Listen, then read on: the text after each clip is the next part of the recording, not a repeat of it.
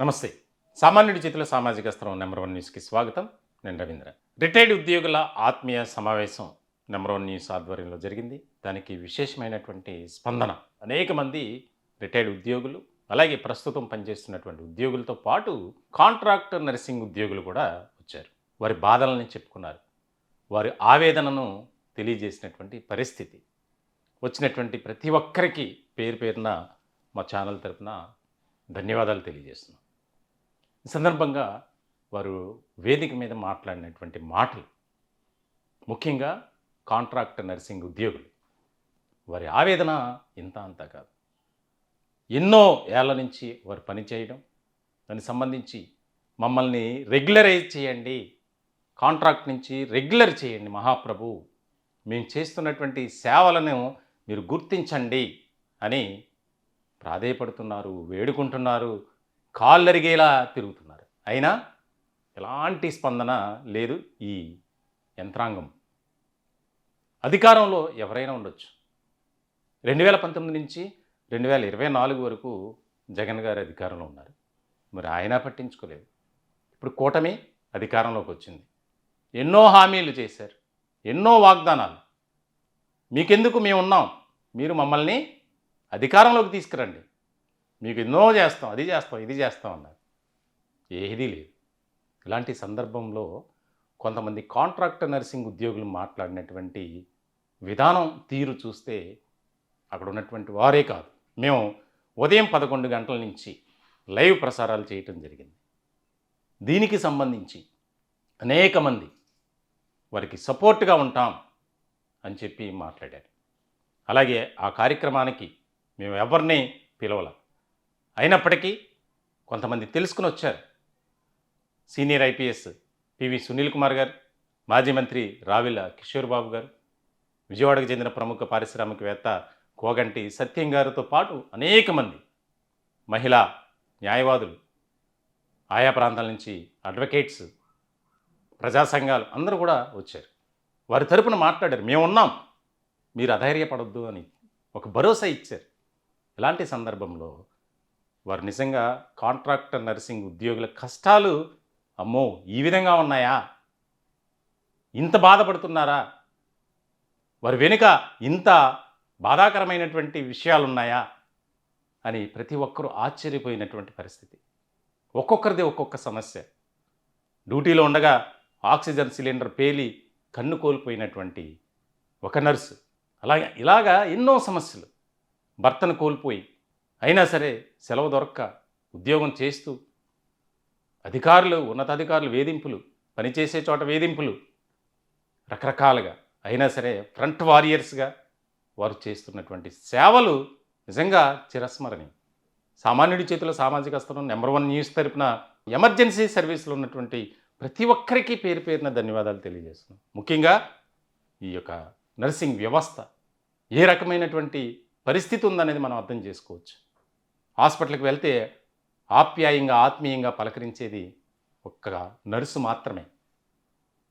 మరి అటువంటి వారి పట్ల ఈ కూటమి ప్రభుత్వమే కాదు, ఏ ప్రభుత్వం అయినా అదే రకమైనటువంటి నిర్లక్ష్యం. మరి ఎందుకు ఈ విధంగా వ్యవహరిస్తుంది? ఎన్నో కష్టాలు చెప్పారు, ఎన్నో బాధలు చెప్పారు. మేమేమి గొంతెమ్మ కోరికలు కోరడం లేదు అన్నారు. మమ్మల్ని కాంట్రాక్ట్ నుంచి రెగ్యులరైజ్ చేయండి అంటున్నారు. అయినా కూడా ఈ ప్రభుత్వానికి చలనం ఉండట్లేదు. ప్రభుత్వంలో ఉన్నటువంటి పెద్దలకు ఒక సామాజిక బాధ్యతగా తీసుకోవట్ల, మానవతా దృక్పథంతో ఆలోచించట్ల. వారు ఏం మాట్లాడారు? కొంతమంది కాంట్రాక్ట్ నర్సింగ్ ఉద్యోగులు ఆవేదన మరొకసారి చూసే ప్రయత్నం చేద్దాం. నా పేరు షమా బేగం అండి. నేను గవర్నమెంట్ హాస్పిటల్లో హెడ్ నర్స్ గా 35 years సర్వీస్ లో చేస్తున్నాను. ఇంకొక 5 ఏళ్ళు పింఛన్ కారణంగా ఇంకొక 5 years జాబ్ చేస్తాను. అయితే నేను చాలా సంవత్సరాల నుంచి నేనైతే ఒకప్పుడు మా నాన్నగారు కూడా పోస్ట్ ఆఫీస్ గవర్నమెంట్ జాబ్. మా చిన్నప్పుడు మేము గవర్నమెంట్ జాబ్ లో మమ్మల్ని జాయిన్ చేయడానికి ముందు టీవీ వాళ్ళకి ఈ అవకాశం ఇచ్చినందుకు నమస్కారం చెప్తున్నానండి. ఈ జాబ్ రావడం అంటే, గవర్నమెంట్ జాబ్ అంటే ఒక సెక్యూరిటీ ఉండేది. మాకు మా హస్బెండ్ కూడా, మాకున్న 4 ఆడపిల్లలకి గవర్నమెంట్ ఎంప్లాయీస్ ఇచ్చి చేశారు. సెక్యూరిటీ ఉండేది. ఒకప్పుడు గవర్నమెంట్ జాబ్ లో ఉన్నవాళ్ళంటే చాలా బాగా బతుకుతారు, చాలా మంచి బెనిఫిట్స్ ఉంటాయి, రిటైర్ అయ్యాక పెన్షన్ వస్తుంది, పిల్లలు చూడాల్సిన అవసరం ఉండదు, ఏమీ ఉండదు, కాబట్టి చాలా బాగా బతకొచ్చు అనే ఒక సెక్యూరిటీ ఉండేది.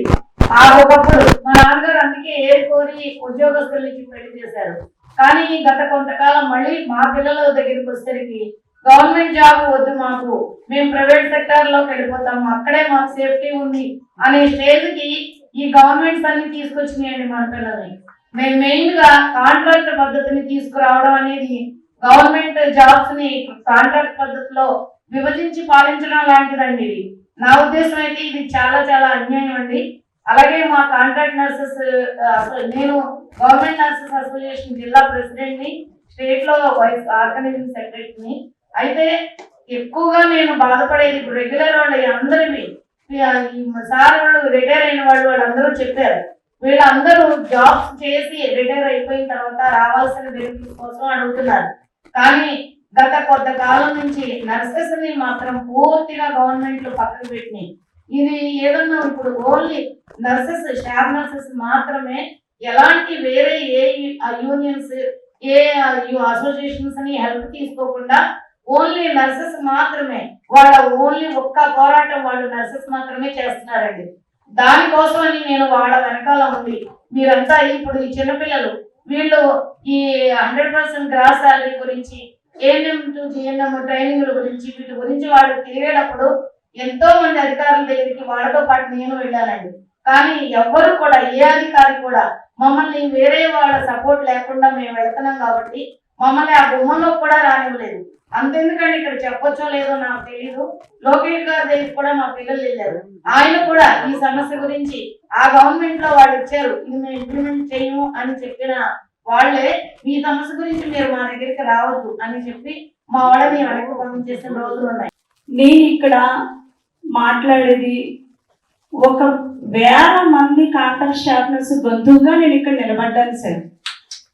ముఖ్యంగా నేను ముందు నెంబర్ 1 ఛానల్ యాజమాన్యానికి పాదాభిమానం మా కాంట్రాక్ట్ బేస్డ్ స్టాఫ్ నర్స్ అందరి తరఫున చెప్తున్నాం సార్. ఎందుకంటే మేము సరిగ్గా చూడాలంటే చాలా ఎక్కువ మంది సార్, కానీ మాలో ఉన్న ధైర్యం కానీ, మాలో కలిసికట్టుగా వెళ్ళి ఏదైనా పోరాటం చేయాలంటే కానీ మేము అందరూ రాలేం సార్. దానికి కారణం మా మనసు, మా సహనం, మా ఓపిక సార్. పేషెంట్ పట్ల ఉన్న ఆ యొక్క ఓపికని మేము వదిలి రాలేక పేషెంట్కి సేవ చేస్తూ మా యొక్క జీవితాన్ని దారపోస్తున్నాం సార్.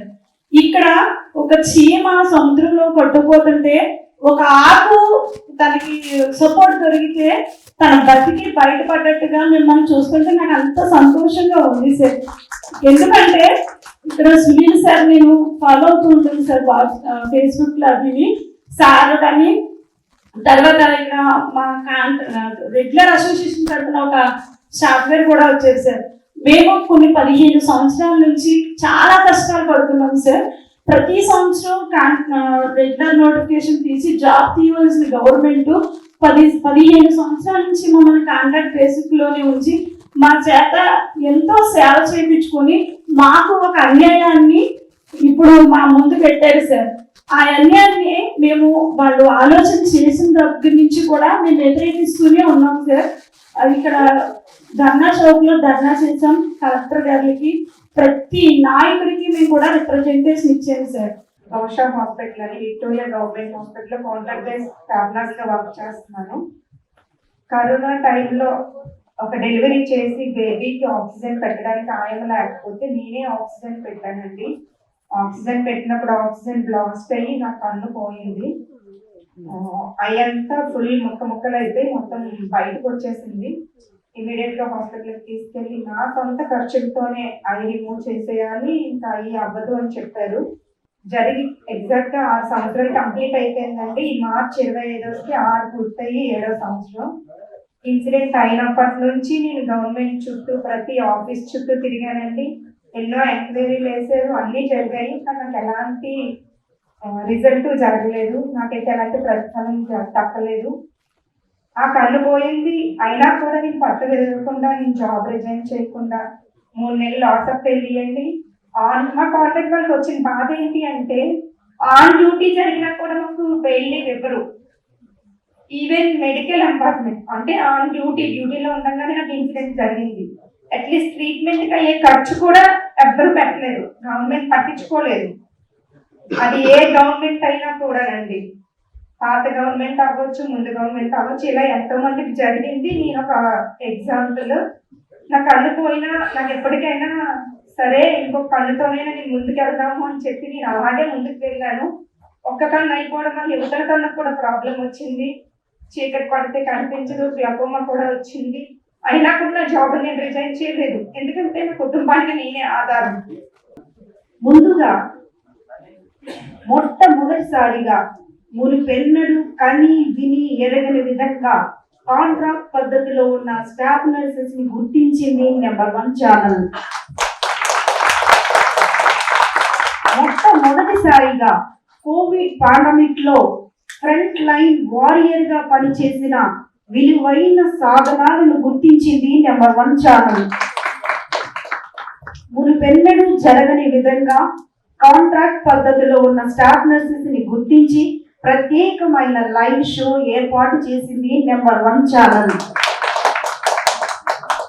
ఇక ముందు కూడా ప్రత్యేకమైన వేదిక ఏర్పాటు చేస్తానని, రెగ్యులర్ సాధన కోసం ముందడుగు వేస్తానని మాట ఇచ్చింది నెంబర్ 1 ఛానల్.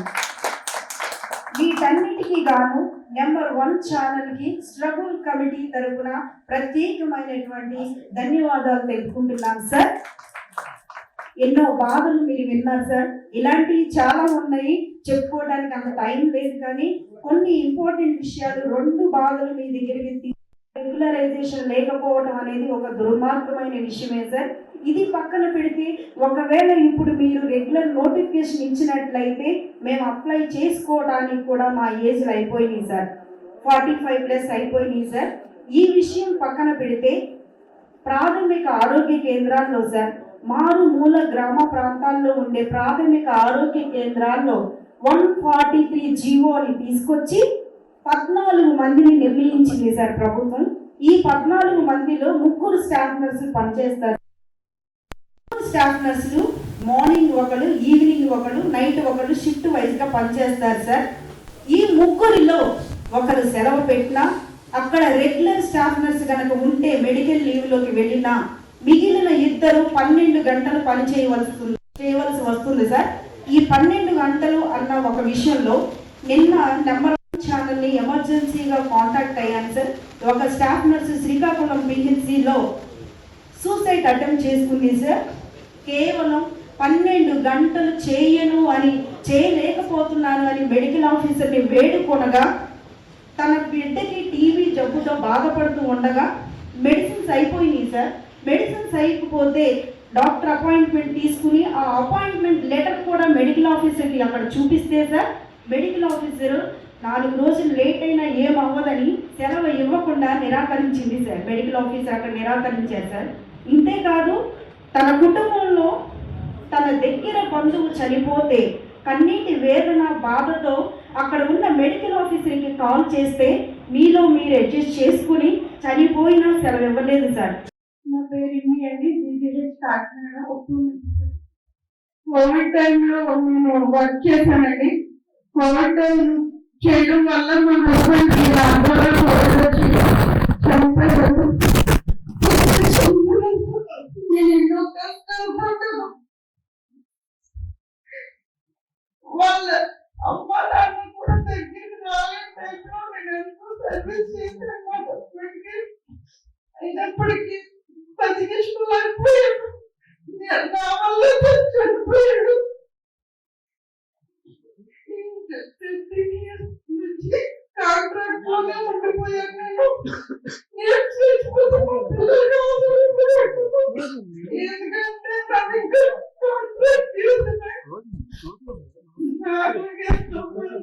కుటుంబాలను కోల్పోయారు. కాంట్రాక్ట్ పద్ధతులు మా పాప గర్భంలో ఉన్నప్పటి నుంచి ఈ కాంట్రాక్ట్ ఇప్పుడు పిల్ల ఫస్ట్ చదువుతుంది, అయినా బతుకు మారలేదు.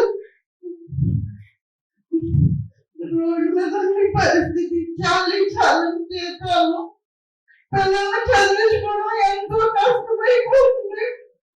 ఎవరు సాయం లేకుండా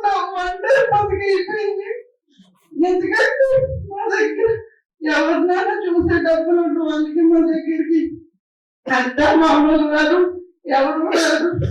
కేవలం నేను కాంట్రాక్ట్ లో చేసి కోవిడ్ టైంలో నా హస్బెండ్ కోల్పోవడమే. గవర్నమెంట్ నడుస్తున్నాను ఎంతమంది పిల్లలకి ఎడిపిస్తూ ఉంటారు. ఇప్పటికైనా రెగ్యులర్ చేస్తారో చేయడం మా బ్రతుకుల్లో సంతోషాన్ని నింపాలి. ముఖ్యంగా టీవీ ఉంచాను. చాలా థ్యాంక్స్. మేము ఇంతకు ముందు చాలా చోట్ల తిరిగాము. మా పరిస్థితి అని ఎవరో పట్టించుకోలేదు. ప్రతి గవర్నమెంట్ మా పేద అక్కడ చెప్పేది కూడా మరి ప్రజలు చేసిన వాళ్ళు ఎవరు ఉండేవారు కాదు. మీరు ఇలాంటి అవకాశం ఇచ్చినందుకు చాలా ధన్యవాదాలు. Thank you. నేను అన్మ్యారీడ్ జాయిన్ జాబ్ లో 2010లో లీవ్ అయ్యాను.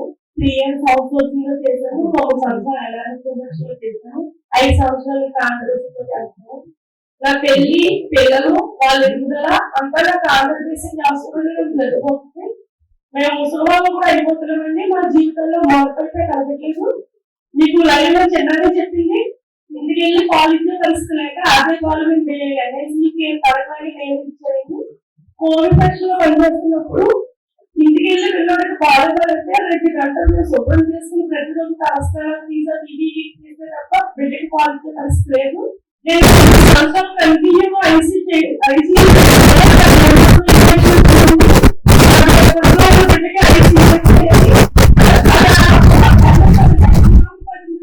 కంట్లో మన ఒంటి కంట్లో కుట్టుబట్టాలి. ఐస్ ఇప్పుడు ఫస్ట్ క్లాస్ అవుతున్నాయని స్పెక్స్ పెట్టారు. ఎంతవరకు దాని మీద ఆధారపడతాడు తెలుసు. నేను చేసే పని వల్ల నా బిడ్డ దానికి వెళ్ళలేదండి. అది జీవితాంతం మన జీవితం మీద పడింది. ఇప్పుడు ఇంకా స్పెక్స్ పెట్టారు. ఆయనను ఈ ప్రభుత్వానికి జారీ కాగట్లేదు. ఒకటే ప్రశ్న వేస్తున్నారండి. ఇప్పుడు ఏ లీడర్ అయినా ప్రెసిడెంట్ అయినా సీఎం అయినా ప్రధానమంత్రి అయినా మేము ఓట్ వేస్తాం. మా జ్ఞానం మాకు సరిపోదు. మేము ఎలా పాలించుకోవాలో ఏం చేసుకోవాలో మాకు తెలియదు. మీరు తెలివైన వారు మాకు సహాయం చేయండి. మాకు తగ్గట్టుగా ఒక అవకాశం ఇస్తే ఓట్ వేసి వెళ్ళిపోవడం తప్ప మీ దగ్గర మేము బానిసలు మేము అందరం కదండి. మా కోసం మీరు సేవకులు అంతేగాని మీ కింద మేము బానిసలు కాదు. ఎన్నాళ్ళు మాకు మీ బానిసలు ఎంతవరకు ఏ టీవీ ఛానల్లో తెలుసుకోమని నేను అందరూ మాకు ఒక తండ్రిగా కనిపిస్తున్నారండి. ఏ టీవీ ఛానల్ ఒక హండ్రెడ్ బేసిక్స్ ఆఫీస్తున్నారు కానీ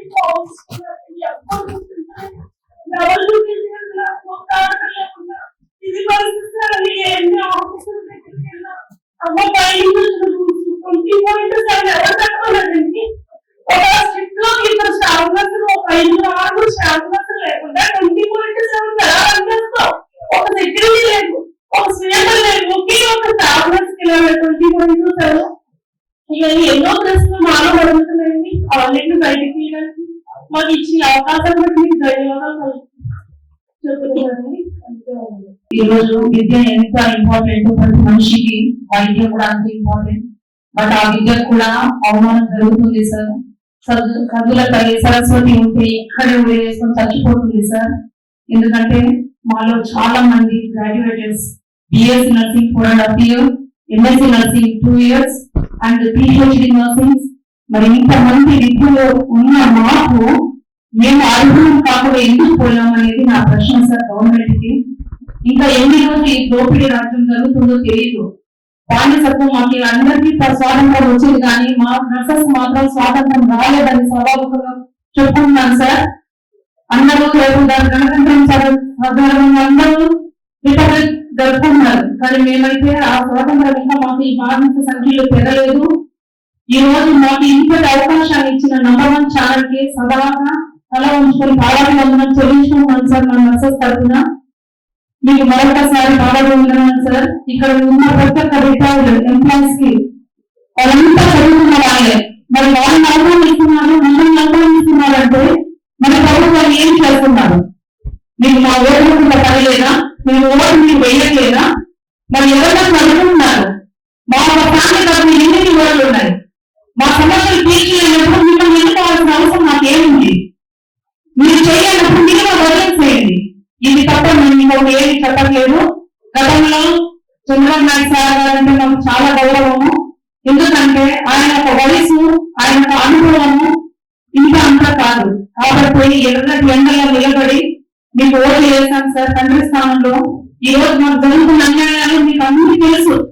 ప్రతి ఒక్క మా నాయకులు మీ దగ్గర తెస్తున్నా కూడా మా పట్ల ఎటువంటి సానుభూతి లేకపోకుండా ఆలోచన మాకు ఇంత అన్యాయం చేస్తున్నారంటే నిజంగా చాలా బాధాకరంగా ఉంది. సభాముఖంగా ఒక్కసారి మా భవనాన్ని మీరు చూస్తారని, మాకు న్యాయం చేస్తారని నమ్ముతూ సెలవు తీసుకుంటున్నాను సార్. అదేంటి పరిస్థితి చూసరికి ఒక్కొక్కరు మాట్లాడుతుంటే నిజంగా ఏడుపు వస్తుంది. వారి సమస్యలు అలా ఉన్నాయి. మరి వీరిని చూసి వీరి బాధను అర్థం చేసుకుని ఇప్పటికైనా కూటమి ప్రభుత్వం ఆలోచన చేసి ఎమర్జెన్సీ సర్వీస్ ఎప్పుడు కూడా మనకి సేవలు అందించేటువంటి ఈ యొక్క నర్సింగ్ వ్యవస్థపై ఫోకస్ పెట్టాలి.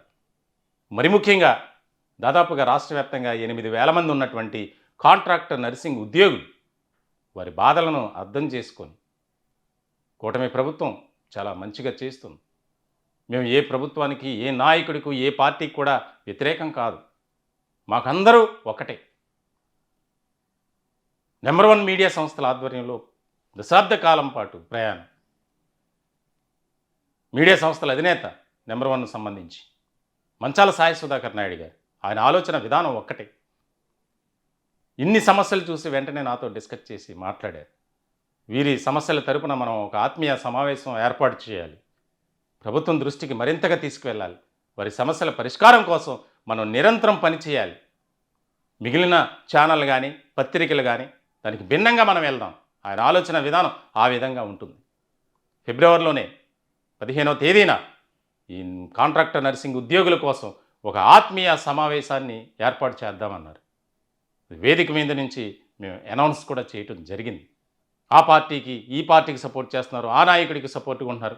మాది అది కాదు. సామాన్యుడి కష్టాలు ఎక్కడుంటాయో నెంబర్ 1 న్యూస్ అక్కడ ఉంటుంది. కాబట్టి వారి ఆవేదనను మనం విన్నాం. కొంతమందివి వారికి ఖచ్చితంగా న్యాయం జరగాలి. మానవతావాదులంతా ఆలోచన చేయాలి. ప్రభుత్వానికి విన్నవించుకోవాలి. మనం ఏ హాస్పిటల్కి వెళ్ళినా, ఏ పిహెచ్సికి వెళ్ళినా సేవలు చేసేది వారే. మరి అటువంటి వారి పట్ల ఎందుకు ఈ రకమైనటువంటి నిర్లిప్తత, నిర్లక్ష్యం అనేది ఒక్కసారి ఆలోచించండి. మేము వేడుకుంటున్నాం ప్రభుత్వాన్ని, ఒక్కసారి మీరు ఆలోచన చేసి వారి సమస్యల పరిష్కారానికి ఉద్యోగ భద్రత కల్పించమంటున్నారు. సెక్యూరిటీ, ముఖ్యంగా నైట్ సమయాల్లో పిహెచ్సిలో ఒంటరిగా జాబ్ చేయటం ఎంత రిస్క్తో కూడుకున్న పనో చూడండి. వారు చెప్పారు, తాగొస్తారు, పాములు, భయం, రకరకాల సమస్యలు. ఒక మహిళ ఒంటరిగా నైట్ డ్యూటీ చేయటం ఎంత కష్టమైనటువంటి టాస్కో మీరు కూడా ఆలోచన చేయాలి. మాట్లాడినటువంటి విధానం చూసాం. ప్రతి ఒక్కరూ కన్నీటి పర్యంతమయ్యారు వారి మాటలకు, వారి ఆవేదనకు. ఎందుకంటే మానవత్వం ఉంది కాబట్టి. మరి కూటమి ప్రభుత్వంలో ఉన్నటువంటి పెద్దలు కూడా ఒక ఆలోచన చేయాలి అనేదే మేము కోరుకుంటున్నాం. మరొకసారి కాంట్రాక్టర్ నర్సింగ్ ఉద్యోగుల తరపున ప్రభుత్వానికి మేము విన్నవించుకునేది ఒక్కటే, న్యాయం చేయండి. వారి బాధలను అర్థం చేసుకోండి, వారి ఆవేదనను గ్రహించండి. ఎన్నో కుటుంబాలు మీకు రుణపడి ఉంటాయి. 8,000 మంది కాంట్రాక్టర్ నర్సింగ్ ఉద్యోగులను రెగ్యులర్ చేస్తే అంతకన్నా సంతోషం ఏమైనా ఉంటుందా? ఒక్కసారి ఆలోచించమనే మేము కూడా కోరుకుంటున్నాం. వారి తరపున ఖచ్చితంగా న్యాయపరమైనటువంటి పోరాటం, శాంతియుతమైనటువంటి ఉద్యమం కొనసాగుతూనే ఉంటుందని ఈ సందర్భంగా మరొకసారి తెలియజేస్తుంది. ఈ టాపిక్పై వారి యొక్క కన్నీటి రోదన, ఆవేదనపై దయచేసి మీరు కూడా మీ అభిప్రాయాలను షేర్ చేసుకోండి కామెంట్స్ ద్వారా. ఖచ్చితంగా వారికి సపోర్ట్ చేద్దాం. వారి సమస్యలను ప్రభుత్వం దృష్టికి మరింతగా తీసుకువెళ్దాం. దయచేసి మరొక విన్నపం మాది, ఎవరైనా మా ఛానల్ని సబ్స్క్రైబ్ చేసుకునే పక్షంలో ఇప్పుడే దయచేసి మా ఛానల్ని సబ్స్క్రైబ్ చేసుకోండి. Thank you.